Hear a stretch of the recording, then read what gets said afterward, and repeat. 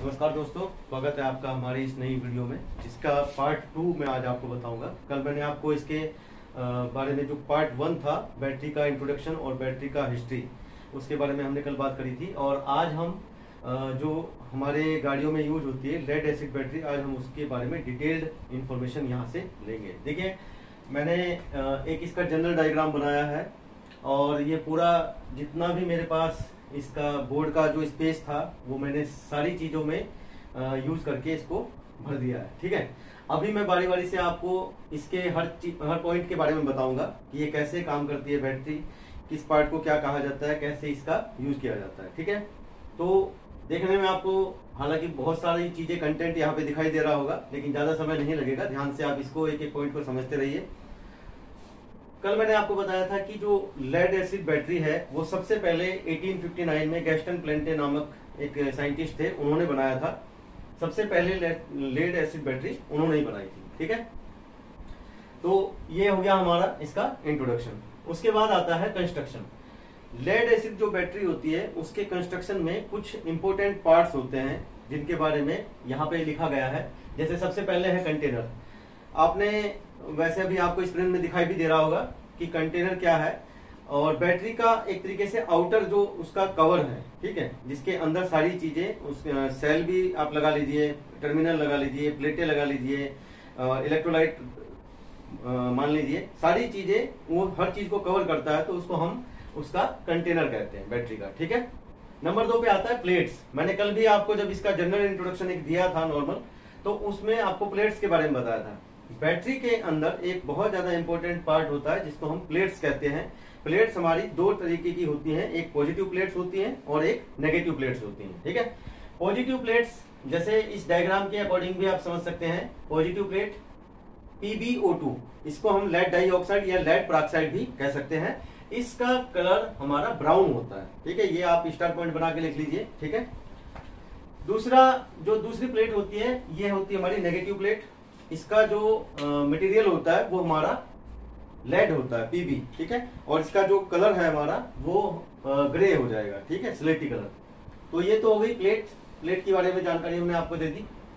एक जानकारी मैं और आपको बता देता हूं कि बैटरी चाहे कितने भी वोल्ट की हो, 6 वोल्ट की हो या 12 वोल्ट की हो या 24 वोल्ट की हो, ठीक है, इसमें जो प्लेटों की संख्या होती है, पॉजिटिव प्लेट की संख्या नेगेटिव प्लेट से 1 नंबर ज्यादा होती है। सपोज करो आपकी गाड़ी में 12 वोल्ट की बैटरी लगी है। ठीक है, तो 12 वोल्ट की बैटरी के लिए अगर आपके, क्योंकि एक सेल में 2 ही प्लेटें हो सकती हैं, एक पॉजिटिव एक नेगेटिव, तो उस कंडीशन में अगर आपकी गाड़ी में 12 वोल्ट की बैटरी लगी है, तो 12 वोल्ट की बैटरी के लिए कितने, आपकी 12 नेगेटिव प्लेटें होंगी, लेकिन उनको कवर करने के लिए 13 हमारी पॉजिटिव प्लेटें दी जाएंगी, यानी 1 नंबर पॉजिटिव प्लेट का ज्यादा रहता है। ठीक है, तो ये प्लेट्स के बारे में जानकारी हुई।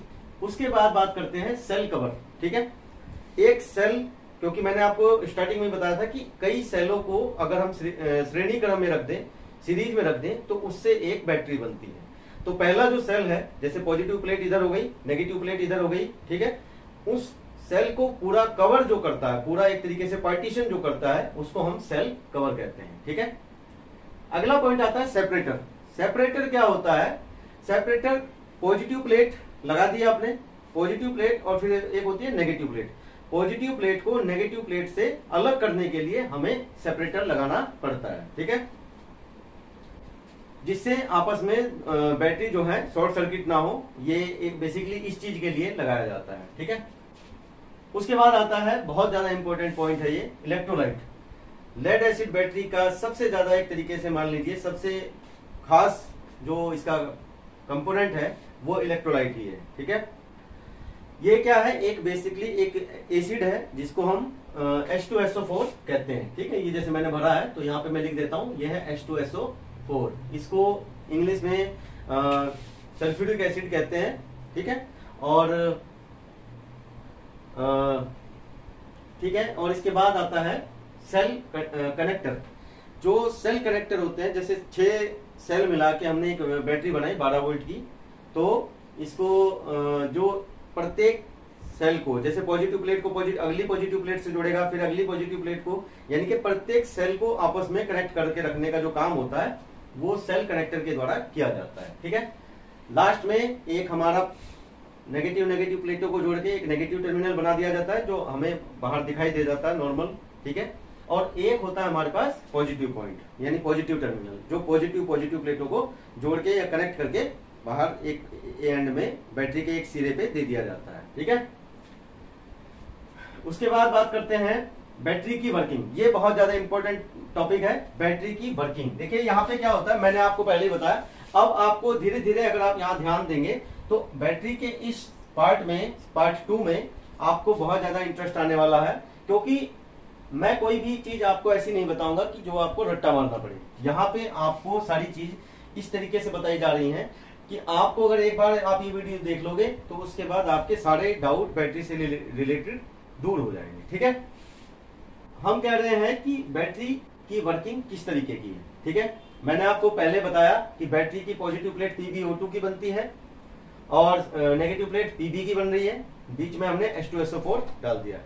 डायरेक्ट केमिकल रिएक्शन यहाँ पे अब क्या होगी वो मैंने एक तरीके से यहाँ पे एक इक्वेशन लिखी है। अब मैं इसको समझा देता हूँ आपको कैसे होती है। ये है PbO2 यानी ये हमारी पॉजिटिव प्लेट है, दूसरा हो गया Pb यानी ये हमारी नेगेटिव प्लेट। इन दोनों प्लेटों के बीच में हमने क्या डाल दिया, H2SO4 सल्फ्यूरिक एसिड, इसको हमने डाल दिया। ठीक है, अब हमने इसके 2 मॉलिक्यूल ले लिए हैं। ठीक, अगर ये तो हुई एक तरीके से क्या, जब ये चार्जिंग कंडीशन में है, यानी कि बैटरी यहाँ पे इस समय चार्जिंग कंडीशन में है, और जब हम इसको यूज करने लगते हैं तो धीरे धीरे बैटरी क्या हो जाती है, डिस्चार्ज हो जाती है। तो जब बैटरी डिस्चार्ज होने लगेगी तो ये जो सल्फेट है SO4 ये एक बार इस प्लेट पे आ जाएगा और एक बार यहां से एक हिस्सा इसका इस प्लेट पे चला जाएगा। तो यहाँ पे जो पॉजिटिव प्लेट है वो भी हमारा लेड सल्फेट का रूप ले लेगी, नेगेटिव प्लेट ये भी हमारा लेड सल्फेट का रूप ले लेगी, और जो बाकी बचा हुआ है वो हमारा वाटर बन जाएगा। 2 मॉलिक्यूल्स हमारे H2O के यहाँ पे बन जाएंगे। ठीक है, अब इसमें कमाल की बात यह है कि इस सिंबल को मैंने डायरेक्ट इस तरीके से नहीं लिखा। इसका रीजन ये है कि अगर हम इसको ऐसे लिख दें तो ये हमारा हो जाएगा यूनिडायरेक्शनल। ठीक है, लेकिन यहाँ पे क्या होता है, रिवर्सिबल प्रोसेस होता है, इसलिए रिवर्सिबल जब प्रोसेस हो जाए तो हम उसको हमेशा इस तरीके से लिखते हैं। ठीक, यही मैंने सिंबल यहाँ पे बनाया है। इसका मतलब यह है कि ये बैटरी अगर डिस्चार्ज हो चुकी है तो हम इसको वापस से करंट देके इसको फिर से हम चार्ज कर सकते हैं। ठीक है, तो यहां से मेरे हिसाब से आपको बैटरी की वर्किंग पता चल गई होगी। ठीक है, अब बात करते हैं हम कि बैटरी को जब हम चार्ज करते हैं तो चार्जिंग के मेथड क्या है, यानी चार्जिंग के तरीके क्या क्या हो सकते हैं। तो सबसे पहला है नॉर्मल चार्जिंग। नॉर्मल चार्जिंग क्या होता है कि एक ऐसा मेथड है जिसमें आप बैटरी को चार्ज कर रहे हैं और बैटरी काफी लंबे समय तक चल रही है, यानी प्रॉपर तरीके से आप उसका यूज कर रहे हैं, जो कंपोनेंट उससे आप चलाना चाहते हैं वो आसानी से चल रहे हैं, और उसके हिसाब से वो नॉर्मल कंडीशन के हिसाब से बैटरी डिस्चार्ज हो रही है और फिर उसी हिसाब से बैटरी को आप चार्ज कर पा रहे हैं। तो नॉर्मली जनरली हमारे पास यही मेथड होता है कि जब भी आप अपना बैटरी को चार्ज कर रहे हैं प्रॉपर तरीके से चार्ज हो रही है और अच्छी तरीके से वो डिस्चार्ज भी हो रही है। इस कंडीशन को हम कहते हैं नॉर्मल चार्जिंग। ठीक, उसके बाद आता है बूस्टिंग। आपने कई सारे गेम खेले होंगे, मैं पहले भी आपको एक एग्जांपल में मैंने ये बूस्टिंग वाला चीज बताया था कि बूस्टिंग का मतलब क्या होता है। बूस्टिंग यानी कि किसी चीज को एनर्जाइज कर देना। जैसे बीच में एक सचिन तेंदुलकर का एक एड आता था, boost is the secret of my energy, है ना।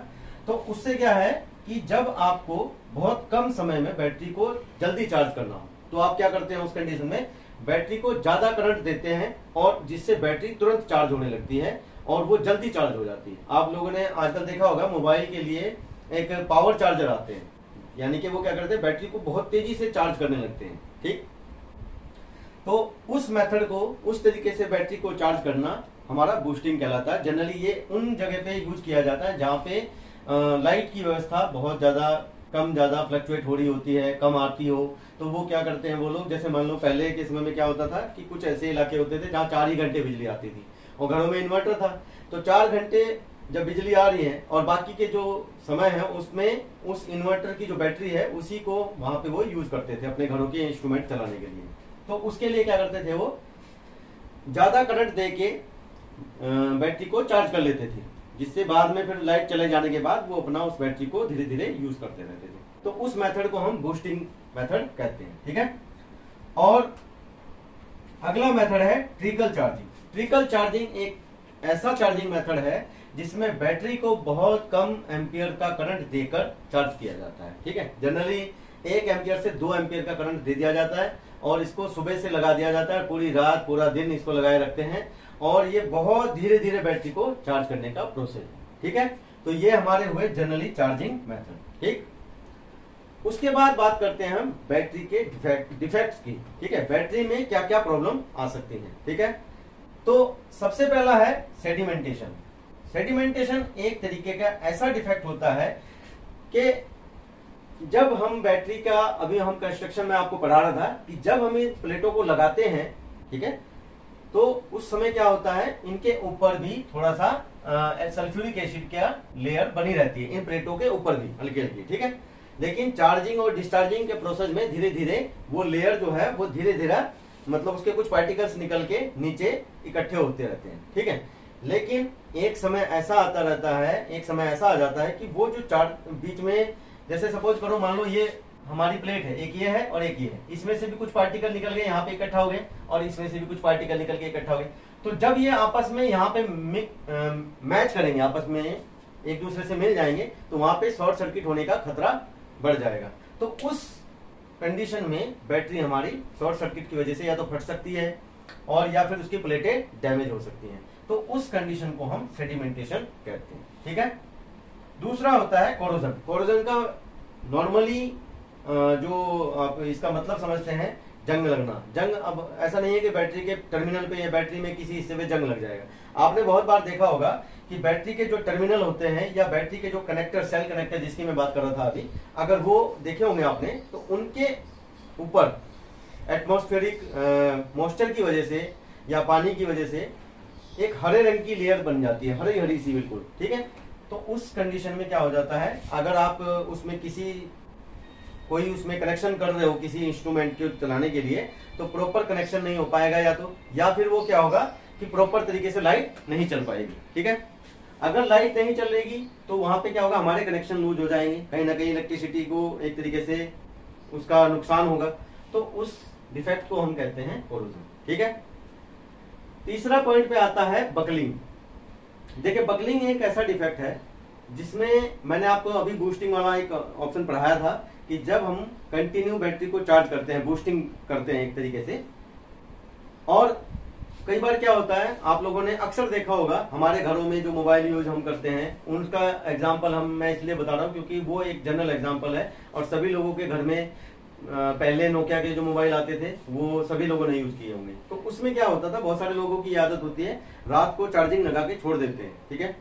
अब बैटरी चार्ज हो गई, जितनी देर उसको चार्ज होना था उसने उतना टाइम ले लिया, लेकिन चार्ज होने के बाद आप मतलब जो है चार्जिंग लगा के सो गए, लेकिन क्या हुआ, करंट उसमें कंटिन्यू चल रहा है, ठीक है, स्टोर होता जा रहा है, होता जा रहा है, होता जा रहा है। उससे क्या होगा, जो प्लेटें हैं बैटरी के अंदर, जो पॉजिटिव और नेगेटिव प्लेट है, उनका साइज जो है बिगड़ जाता है, वो टेढ़ी होने लगती है। तो आपने अक्सर देखा होगा बैटरी की जो प्लेटें हैं, जो लोग रात को बैटरी चार्जिंग में लगा के मोबाइल को सो जाते हैं, उनके मोबाइल की बैटरी फूल जाती है, ठीक है।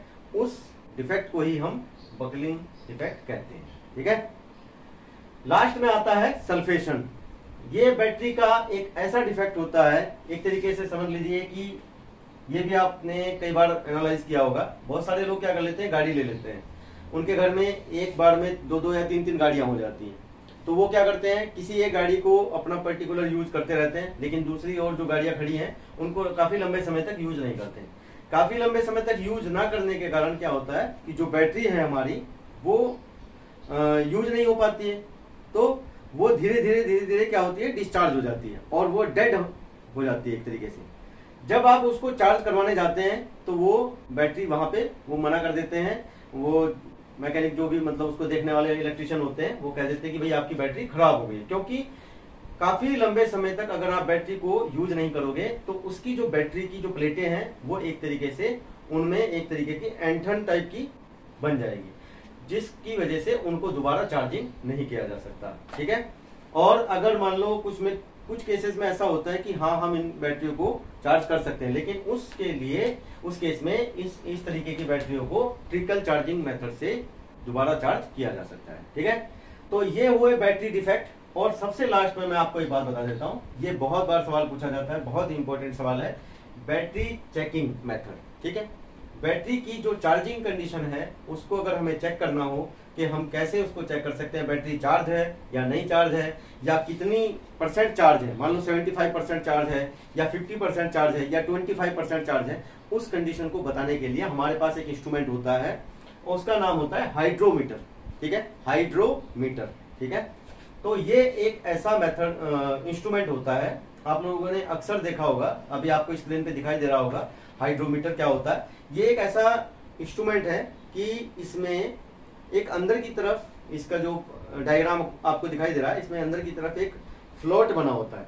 तो इसमें जब आप इसका जो H2SO4 का कुछ जो एक तरीके से एसिड है उसको उस इंस्ट्रूमेंट के अंदर लिया जाता है और उस फ्लोट पे कुछ रीडिंग बनी होती है, उस रीडिंग को पढ़ के ये बताया जाता है कि कितना उसकी स्पेसिफिक ग्रेविटी है। ठीक है, इसका बैटरी का जो एसिड है उसकी स्पेसिफिक ग्रेविटी को नापने के लिए ही हाइड्रोमीटर का यूज किया जाता है और उसी के द्वारा हम बैटरी की चार्जिंग कंडीशन बताते हैं। ठीक है, तो दोस्तों ये था हमारी बैटरी का पार्ट 2। उम्मीद है आपको ये जितने मैंने पॉइंट बताए हैं सब कुछ समझ में आया होगा। अगर फिर भी आपको कोई चीज नहीं समझ में आती हो तो आप इसको जरूर कमेंट बॉक्स में लिख के मुझे बताइए, मैं आपको उसका जवाब देने की कोशिश करूंगा। और दोस्तों अगर आपको वीडियो समझ में आ रही हैं और इसमें कुछ चीजें आपको सीखने को मिल रही हैं तो प्लीज चैनल को लाइक कीजिए और सब्सक्राइब कीजिए। Thank you.